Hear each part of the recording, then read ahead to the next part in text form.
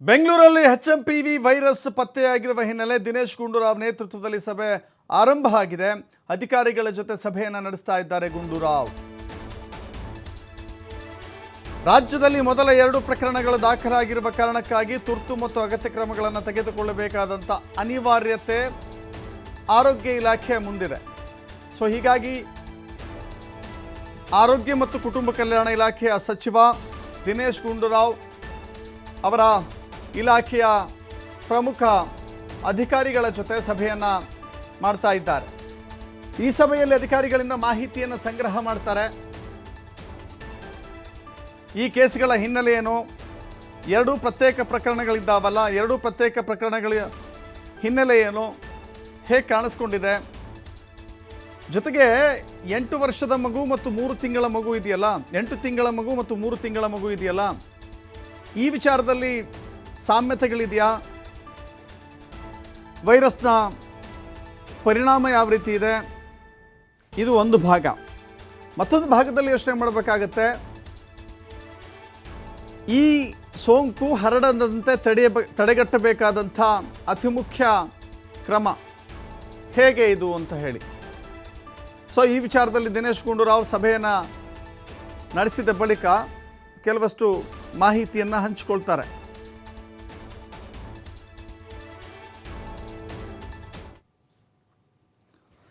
ದಿನೇಶ್ ಗುಂಡೂರಾವ್ ಅವರ ಸಭೆಯಲ್ಲಿ ಈ ಎಲ್ಲ ವಿಚಾರಗಳು ಇವತ್ತು ಚರ್ಚೆ ಆಗುತ್ತೆ. ಈಗಾಗಲೇ ಅವರ ಇಲಾಖೆಯ ಕಾರ್ಯದರ್ಶಿಗಳು ಇಲಾಖೆಯ ಮಾಹಿತಿಯನ್ನು ಕೂಡ ಹಂಚಿಕೊಂಡಿದ್ದಾರೆ. ನೋಡಿ, ಸದ್ಯ HMPV ವೈರಸ್ ಹರಡುವಿಕೆ ತಡೆಗೆ ಯಾವುದೇ ಲಸಿಕೆಯನ್ನು ನಾವು ಕಂಡುಕೊಳ್ಳಿಕ್ಕಾಗಿಲ್ಲ. ಯಾಕಂತ ಹೇಳಿದರೆ ಇದು ಹೊಸ ವೈರಸ್. ಆದರೆ ಆತಂಕ ಪಡುವಂಥ ಅವಶ್ಯಕತೆ ಇಲ್ಲ ಅಂತ ರಾಜ್ಯದ ಇಲಾಖೆ ಅಧಿಕಾರಿಗಳು ಹೇಳ್ತಾ ಇದ್ದಾರೆ. ಕೇಂದ್ರ ಆರೋಗ್ಯ ಸಚಿವಾಲಯದ ಅಧಿಕಾರಿಗಳು ಕೂಡ ಮಾಹಿತಿಯನ್ನು ಹಂಚಿಕೊಂಡಿದ್ದಾರೆ. ಜೊತೆಗೆ ಈ ವೈರಸ್ ಚಿಕ್ಕ ಮಕ್ಕಳಿಗೆ ಅಟ್ಯಾಕ್ ಆಗ್ತಾ ಇರೋದ್ರಿಂದ, ರೋಗ ನಿರೋಧಕ ಶಕ್ತಿ ಕಮ್ಮಿ ಆಗ್ತಾ ಇರೋದ್ರಿಂದ ಅದೊಂದು ಆತಂಕ ಖಂಡಿತವಾಗೂ ಇದ್ದೇ ಇರುತ್ತೆ. ಈಗ ಹಿಂದೆ COVID-19 ಇತ್ತು, ಅದು ಕೂಡ ಸಾಂಕ್ರಾಮಿಕ ಕಾಯಿಲೆ ಆಗಿತ್ತು. ಅದು SARS-CoV-2 ವೈರಸ್ನಿಂದ ಉಂಟಾಗುತ್ತೆ ಅಂತ ಹೇಳಿ. ಈಗ HMPV ವೈರಸ್ ಮತ್ತು ಕೊರೋನಾ ಕೆಲವು ರೀತಿಯಲ್ಲೂ ಹೋಲಿಕೆಗಳನ್ನು ಒಳಗೊಂಡಿದೆ ಅಂತ ಹೇಳಲಾಗ್ತಾ ಇದೆ. ಉದಾಹರಣೆಗೆ 2 ವೈರಸ್ಗಳು ಎಲ್ಲ ವಯಸ್ಸಿನ ಜನರಲ್ಲಿ ಉಸಿರಾಟದ ಕಾಯಿಲೆಗೆ ಕಾರಣವಾಗುತ್ತೆ ಅಂತ. ಕೋವಿಡ್ ಎಲ್ಲಿ ಕಾರಣವಾಯಿತು, ಕೋವಿಡ್ ಎಲ್ಲಿ ನಮಗೆ ಕಾಣಿಸ್ಕೊಂಡಿತ್ತು ಅಂತ ಹೇಳಿದ್ರೆ ಗಂಟಲಿನ ಭಾಗ,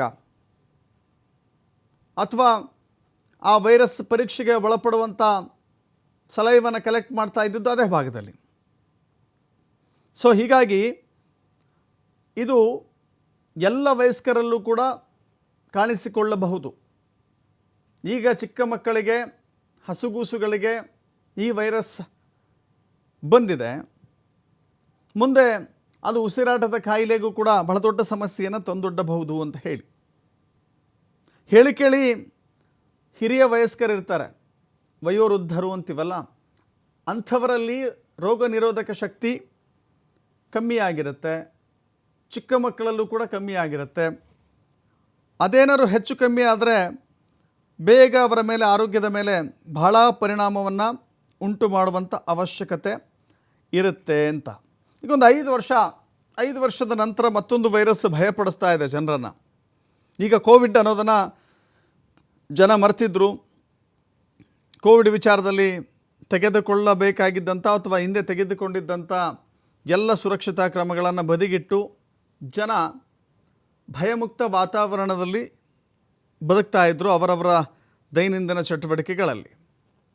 ಆದರೆ ಇದೀಗ ಈ ವೈರಸ್ ಮತ್ತೊಮ್ಮೆ ಆ ಕೋವಿಡ್ ದಿನಗಳನ್ನು ನೆನಪು ಮಾಡಿಕೊಳ್ಳುವುದು ಮಾತ್ರವಲ್ಲದೆ, ಕೋವಿಡ್ ದಿನಗಳಲ್ಲಿ ಹೇಗೆ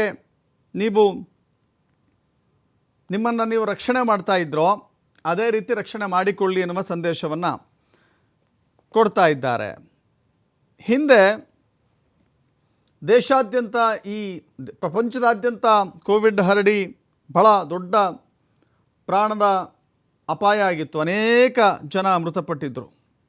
ಈಗಲೂ ಕೂಡ HMPV ಹರಡಬಾರ್ದು, ಅಂತಹ ಹಂತಕ್ಕೆ ಹೋಗಬಾರ್ದು ಅಂದರೆ ಒಂದು ಗಮನಾರ್ಹವಾದಂಥ ಕಡಿವಾಣಕ್ಕೆ ಮುಂದಾಗಬೇಕಾಗತ್ತೆ. ಈ HMPV 2001ರಲ್ಲೇ ಇದನ್ನು ಕಂಡು ಹಿಡಿದಿದ್ರು ಅಂತ ಹೇಳಿ HMPV ಅನ್ನುವ ವೈರಸ್ ಪತ್ತೆಯಾಗಿದ್ದು ಅಥವಾ ಅದು ಜಗತ್ತಿಗೆ ಕಾಣಿಸಿಕೊಂಡಿದ್ದು 2001ರಲ್ಲಿ. ಅದು ಉಸಿರಾಟಕ್ಕೆ ಸಂಬಂಧಪಟ್ಟಂತಿದ್ದೆ. 60 ವರ್ಷಗಳಲ್ಲಿ ಅನೇಕ ಅಧ್ಯಯನಗಳಾಗಿದ್ದಾವೆ ವೈರಸ್ಗಳ ವಿಚಾರಕ್ಕೆ ಸಂಬಂಧಪಟ್ಟಂತೆ. ಆದರೆ ಈಗ ಇದು ಕಾಣಿಸಿಕೊಂಡಿರೋದ್ರಿಂದಲೇ ಜನರಿಗೆ ಒಂದು ಆತಂಕ, ಭಯ ಸೃಷ್ಟಿಯಾಗಿದೆ. ಒಂದು ಬಾರಿ ಪೆಟ್ಟು ಪಾಠವನ್ನು ಕಲಿತಿದ್ದಂಥ ಮನುಷ್ಯ ಈಗ ಮತ್ತೊಂದು ಹೊಸ ವೈರಸ್ ಭಯವನ್ನು ತಂದಿಟ್ಟಿದೆ.